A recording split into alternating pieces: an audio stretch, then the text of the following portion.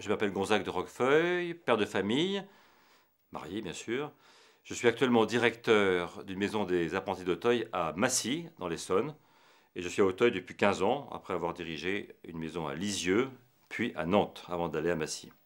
Comment se manifeste l'espérance chrétienne auprès de ces jeunes que vous accompagnez?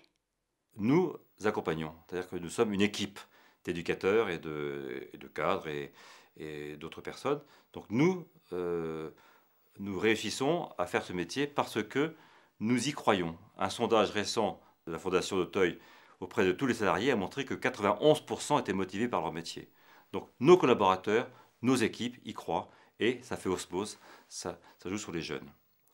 Et puis également nos jeunes eux-mêmes, puisque à Auteuil, nous avons depuis quelques années instauré la semaine de la réussite dans tous les établissements d'Auteuil au mois de novembre. Et bien cette semaine de la réussite, nous avons choisi nous une journée et là nous montrons entre nous et à nos invités, à nos amis, la réussite des jeunes. Pas que les diplômes, aussi ce qu'ils ont pu faire au niveau des exploits sportifs, des actions humanitaires, tout ce qui montre qu'ils ont grandi, qui est beau. Et je peux vous dire qu'on partage, on est joyeux sur des signes d'espérance. Avez-vous un exemple concret d'avoir des raisons d'espérer pour tous? Pour tous. Oui, c'est un vaste problème parce que la Fondation, sa vocation, c'est d'accueillir tous les jeunes en difficulté, en danger. Et tous, c'est plus que nous imaginons. Actuellement, nous accueillons depuis 2-3 ans une population croissante qui sont les mineurs étrangers isolés. Des jeunes qui sont confiés au Conseil général parce que tout mineur en danger est sous la responsabilité du président du Conseil général. Donc cette population est croissante jusqu'à occuper plus des 3/4 des places chez nous, à Massy.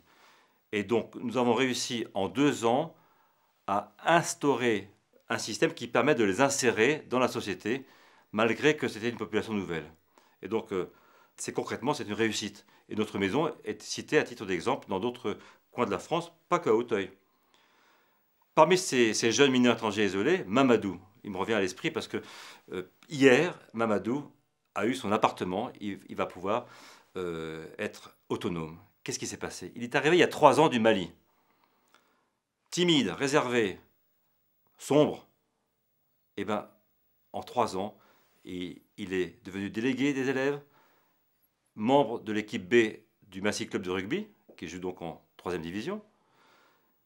Il a eu son bac, il s'est inséré, c'est un type formidable, la joie de vivre, il a un book, voilà. Demain, il est autonome. Comment ces rencontres nourrissent-elles votre espérance au quotidien? Et le quotidien, parfois c'est dur, parce que quand on voit la montagne des difficultés que représentent nos jeunes, chaque jeune, on se dit on ne va jamais y arriver. Eh bien, au mois de mars, j'ai été invité à Lisieux, 10 ans après l'avoir quitté, à la fête des anciens. Donc j'y étais avec plaisir, et j'ai retrouvé des jeunes 10 ans après. Eh ben, je peux vous dire, on n'en revient pas. Il y avait des pères de famille, mariés, des jeunes vivant maritalement, mais avec des enfants qu'ils élevaient vachement bien.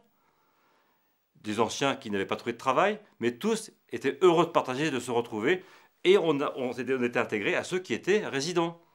Et je peux vous dire que cette grande famille d'Auteuil, c'est quelque chose de formidable. Je me suis dit, quand même, à tous, on y arrive.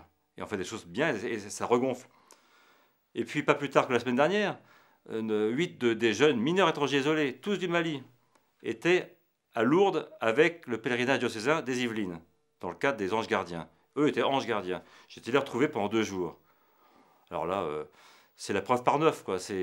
Vous mettez des jeunes en difficulté auprès d'adultes en grande difficulté, il se passe quelque chose, tout le monde rigole, on est heureux de vivre, c'est une grande famille. Et j'ai lu hier soir les mots à chaud de ce qu'ils avaient vécu. Ils disaient c'est formidable, on veut revenir, on a des amis. Voilà. C'est un signe d'espérance qui, moi, me regonfle.